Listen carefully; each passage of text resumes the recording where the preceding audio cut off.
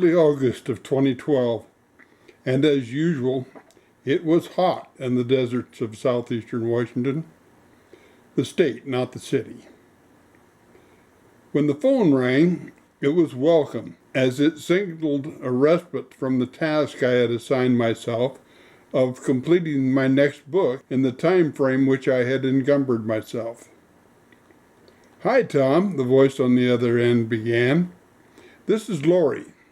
It should be noted that I had worked prior with Lori Simmons in this area of the North Cascades Mountains when I traveled there with her on multiple occasions to investigate a most intriguing enigma involving an entity who communicates with we humans from underground beneath two very large fir trees by the use of sounds seemingly created by tapping on the roots of those giants in response to questions posed.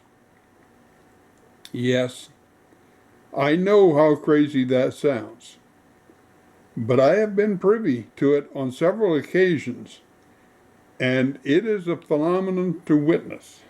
I have wanted to hire the use of a ground-penetrating radar to map the substrata there, have been unable to attain one short of an outright purchase. I have subsequently found entrance to subterranean voids from the surface, one of which is very near to the pair of large fir trees the individual uses as his drum. "Great," she continued. "Here's what is happening. I have a research team coming here from England to look into my father's area in Sasquatch country, which is her name for her research area. Adam Davies is bringing Sandy Sanderson and 4 others of their Extreme Expeditions team. They are arriving the Friday prior to Labor Day, which is the last day of August, and will be here for the following week. My explorations found that I had a very special appointment scheduled for Wednesday, the 5th of September, which I could not break. But I offered to make the nearly 700-mile round trip to get the outing set up and underway.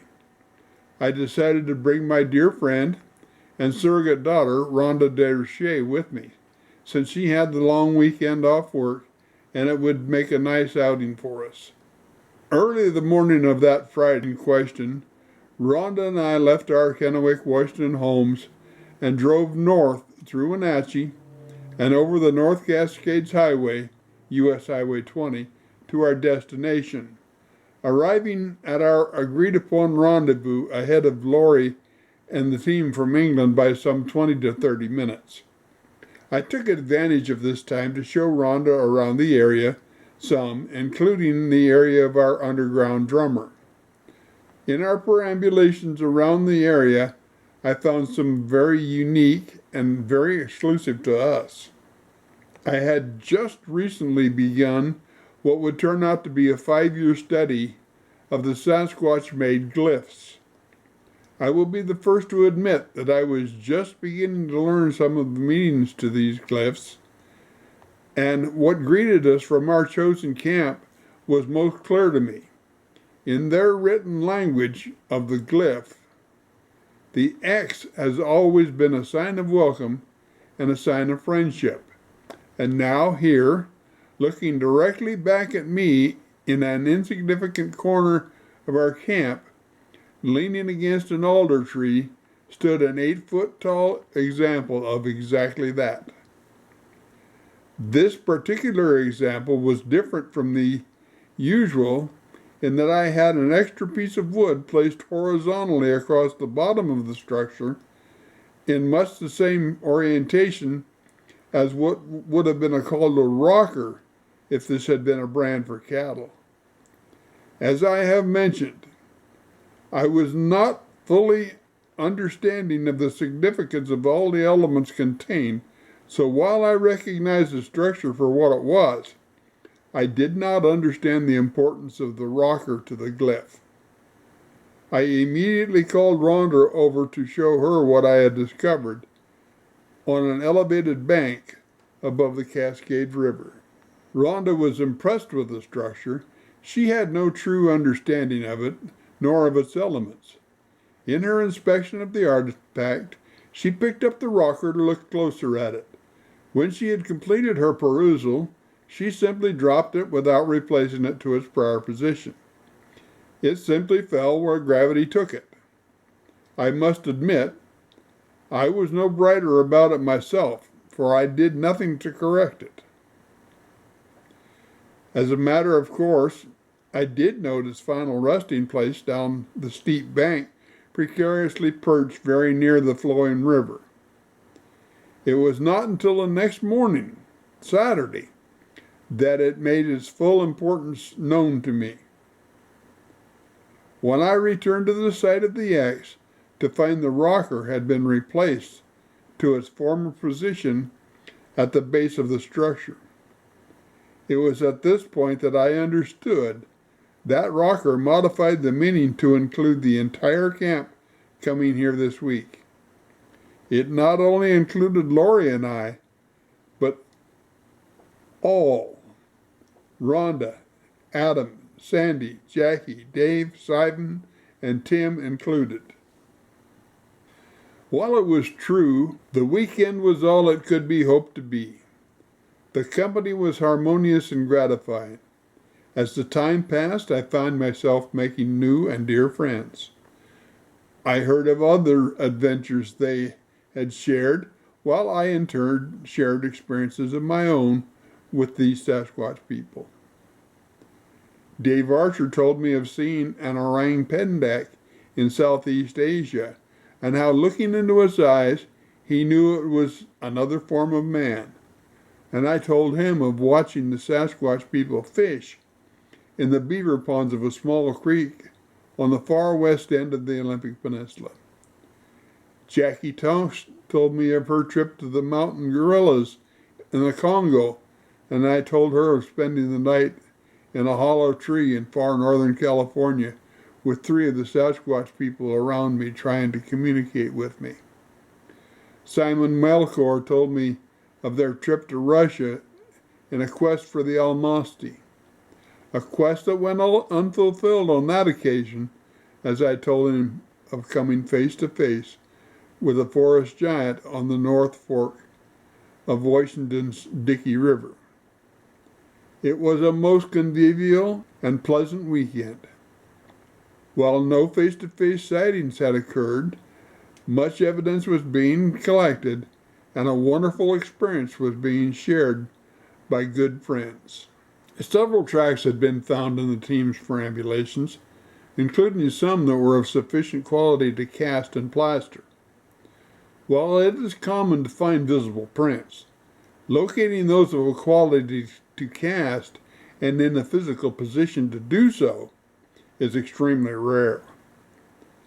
The track shown in an adjacent photo is remarkable in its clarity and definition, and was found in the riverbank immediately adjacent to our camp. It measured 14 inches in length by a nominal 5 1/2 inches in width. Applying the applicable anatomical constraints, we have a person 7 feet 7 inches in height and weighing just under 600 pounds. He should stand out in any crowd, I would think. Remember, these figures are nominal, which means they are the center of the statistical bell curve, and in any population there will be variations from the norm. Others were found and cast, including one juvenile print found remote from the camp itself. This team was adept at collecting and cataloging evidence, and I was amazed by their diligence and dedication to their task. On the afternoon of Monday, September 3rd, Rhonda and I said our goodbyes, and with heavy hearts at leaving our newly found friends, set out on our approximately 350-mile drive home. Although I dreaded the traffic on the going home day at the end of a 3-day holiday, the fact that once leaving Seattle, we would be traveling against the prevailing flow on a multi-lane interstate highway a fact that proved very fortuitous for us, greatly facilitated our trip. Near the summit of the Cascade Mountains, there was a major accident that had turned the westbound lanes into an interstate parking lot for over 50 miles. In our eastbound direction, traffic, while a bit heavier than normal weekend traffic, was not burdensome and moved smoothly and steadily, allowing us to arrive home in good time as well as in complete safety. It was early in the morning when the phone call came in. I had intended to sleep in this morning after that long drive, but the jangling of my phone put a quick and certain end to that notion. I quickly checked the number, and it was no one I knew, a factor that would normally have had me merely turning off the ringer and returning to sleep. But something told me that I wanted to take this one. The wee early hours seemed to deny the use by telemarketers, as they are not allowed to call before 8 a.m. in my state, so I struggled to get my eyes open and my limbs functioning, at least enough to hold the phone close enough to my ear to make some sense of what was being said. "Hello," I groaned in anguish into the device, while hoping I was making enough noise to be heard. "Hello, Tom," the excited voice on the line shouted, shaking the last vestiges of sleep from my system. "You've got to get back over here right now. We've something terrifically exciting." "Adam?" I asked a bit more alertly, my vaunted reputation for wit and wile not yet maturing to its potential in the pre-sunrise daylight. "Yes," the voice responded, "and we made a fantastic discovery in camp. We need you back here." "What has happened?" I asked, with a bit more excitement in my own voice. After all, if it was exciting enough to unfetter an Englishman, known for being stoically calm under fire, it had to be something of importance. "I can't talk about it here. I had to drive to town to find a phone to use to call you, and it's certainly not a secure line." "Okay, my friend," I responded. "I will see to my appointment and be back up there as soon as I can get there after that. That's the best I can do. I've waited months for this chance, and I can't blow it. But seriously, can you at least give me a clue of what I will be voiding my oil exchange mileage for on short notice?" "I'm sorry that I cannot say more," Adam responded, "but be prepared to have your knickers knotted." On Friday morning, before the owls had finished their night's work, and while the coming sun was still nothing more than a distant hope, I picked up Rhonda from her home, and we set out to the west once again. 5 hours passing found us sitting in camp enjoying a breakfast with these blokes and 2 blokets. As we enjoyed our repast, they explained. First Lori, then Adam, and back to Lori again, with interjections from Sandy and occasionally Dave. Lori started. "You remember how cold the nights were over the weekend, don't you?" "I sure do," I responded. "On Sunday night it got so cold my sleeping bag simply wouldn't do the job, so I retreated to my car to warm up enough to sleep." Sandy interjected. "We had been hanging a trail camera in camp at night just on the off chance that something might show up." "Well," Lori continued, "Monday night was even worse, and I could not sleep at all, so I asked Adam to move us to that area beside the fire and put our mattresses and sleeping bags there, hoping I could get some sleep." "We got some pictures," Adam exclaimed. "There are only 2 which we do not understand, since when Lori had to use the facilities and asked me to walk her over to them, the camera tracked us in from the time we began to arise, through our trek out of the area, and then that return. It took its picture at its program rate all the way out and all the way in again. However, with the figure on the disc, there are only 2 frames exposed." I swung my eyes to Sandy and shot him a questioning look. To say they had my attention now would be an excessive understatement akin to asking a Seahawks fan if he was happy with Super Bowl 43. That's Seahawks 43, Denver 8. It just went without saying. Suddenly, that all-night drive was suddenly worthwhile, and I hadn't even seen the pictures yet. Somehow, I just knew. Sandy brought his laptop computer to the table and set it up for me. He took a few moments to adjust the display and stepped back to let me see what was in view. What I saw was astonishing. There, kneeling on the ground next to the table, the very same table I was now sitting at, was a large, apparently white individual leaning over the sleeping pair of Lori and Adam. It was surmised that he was not as white as he would appear in the image, as this was taken with night vision capability of the trail camera. Our consensus was that he was darker, but the effects of the camera made him lighter. When my mind had absorbed all that I could of this image, I asked the second image and was shown another. Only a few seconds after this one, that showed him in the same basic position, but with his head more vertical. Enough to show a bit more of the outline of his head, as well as showing the wisp of his breath as he exhaled into the frigid, cold mountain air. Unfortunately, I was never offered a copy of that image, so cannot share it here. This much I will ask the reader to take on faith. It does exist, and it does show that which I have described. From here, I undertook to determine the approximate erect standing height for the individual. To effect this, I measured the height of the table to determine that it was standard height of a U.S. Forest Service camp table of 29 inches. Using a pair of dividers, I then extrapolated an estimated height on his knees, allowing a bit for his forward lean of 65 inches.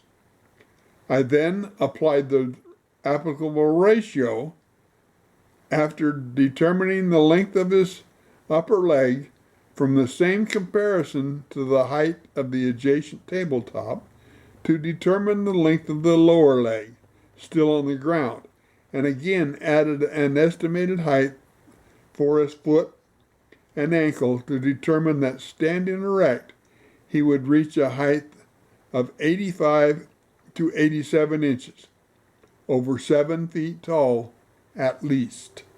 The photo above shows Dave Archer, the largest person in camp at over 6 foot 4 inches tall, in approximately the same position taken with the same camera from the same spot. As can be readily seen, there is no comparison between a person and the individual in that photo.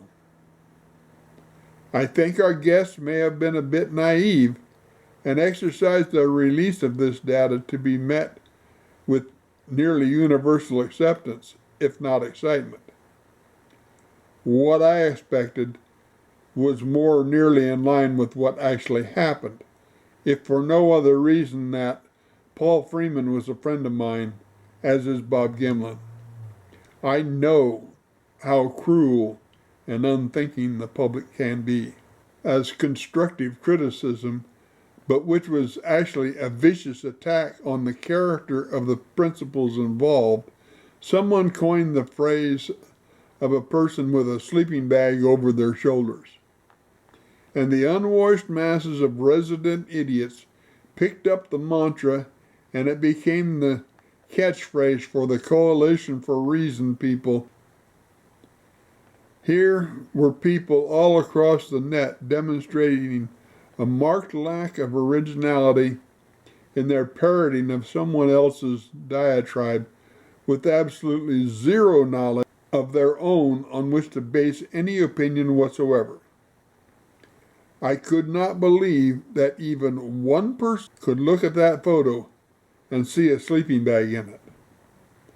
One can see the muscle definition in that figure, especially the trough that is formed along the spine when the shoulders are rolled. To achieve that effect, it would be necessary to glue the sleeping bag to the actor's back. That ordeal taught me something about foolish people, and I had been developing an expertise with that type for decades. What I learned is that people who fear will not attempt to learn, but will attack in any manner that will help to belittle the source of those fears. Add to that there is a class of people to whom the existence of these beings scares them spitless. Be wary of stupid people in large numbers. Add to that now, be wary of scared people in any numbers. If one has reservations about a published item, investigate it. Go to the source and see what the entire story is.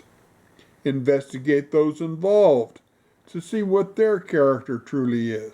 And asking a Facebook friend his opinion does not constitute intense investigation. Finally, understand that it is okay to be unsure, and it is even more okay to admit that you don't know, and always be respectful. To disagree is perfectly acceptable. We can disagree without being disagreeable. I have never learned anything worth knowing from somebody who agreed with me totally. I learn from those who have a different opinion, which I can then examine for merit. Please do the same. Thank you.